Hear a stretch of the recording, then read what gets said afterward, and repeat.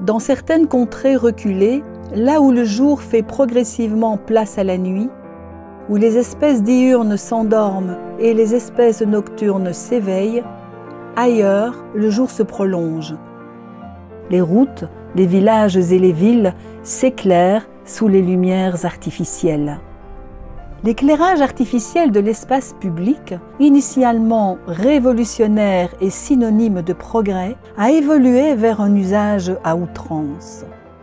Aujourd'hui, la présence d'éclairage artificiel engendre de la pollution lumineuse, c'est-à-dire un changement du niveau naturel de lumière dans les paysages nocturnes. Ce phénomène affecte les humains et la biodiversité. Face à cette nouvelle pollution, il est primordial de recréer des corridors écologiques sombres, favorisant le déplacement de la faune et la préservation de leurs habitats. On qualifie ce réseau de trames noires, à l'instar de la trame verte et bleue.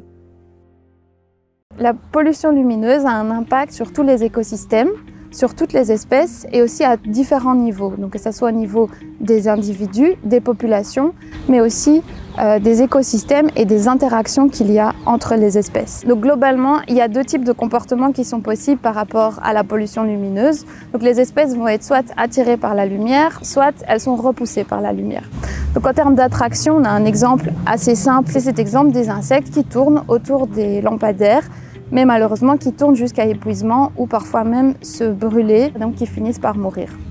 En termes de répulsion, par exemple les chauves-souris, qui vont en fait totalement éviter des zones où il y a une présence de lumière, mais le fait d'éviter ces zones éclairées, ça réduit leur territoire. Parfois aussi même ces territoires sont complètement déconnectés les uns des autres et qu'on a une réelle fragmentation et que donc les individus ne peuvent plus se rencontrer.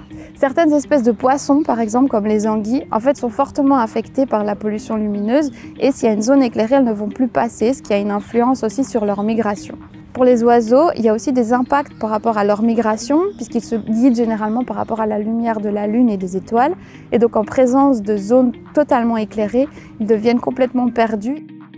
Lutter contre la pollution lumineuse permet de protéger la biodiversité, mais aussi de réduire sa consommation en énergie. Il y a de plus en plus d'initiatives et de projets qui se mettent en place pour lutter contre la pollution lumineuse, que ce soit au niveau des services publics, que ce soit des associations, que ce soit les communes elles-mêmes et les gestionnaires de réseaux de distribution, et ça c'est vraiment une bonne nouvelle.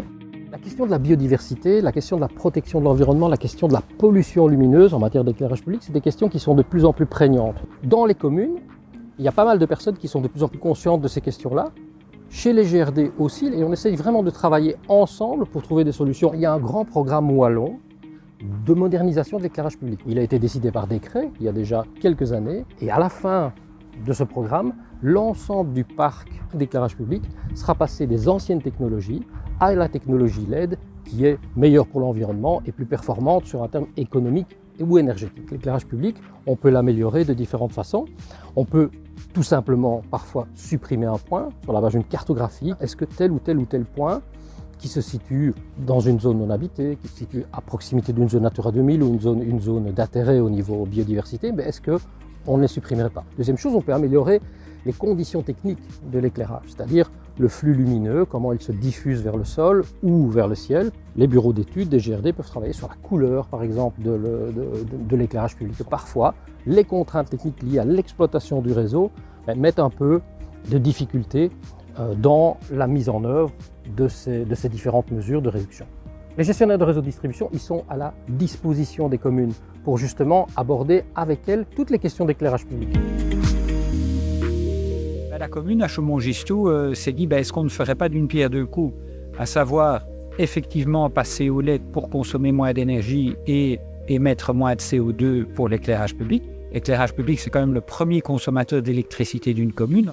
Deuxième élément, c'est de se dire, voilà, si on parvient à réduire le nombre de luminaires, eh bien vraiment, on fait l'effort le plus grand que l'on puisse faire dans une commune en matière d'éclairage public. Alors jusqu'à maintenant, il y a eu 2 phases. Torres nous communique à chaque fois une poche de points lumineux qui peuvent être traités. Lors de la première phase, il y en avait 180 dans la première poche. Eh bien, 90 points lumineux sont partis et 90 ont été transformés et passés au LED.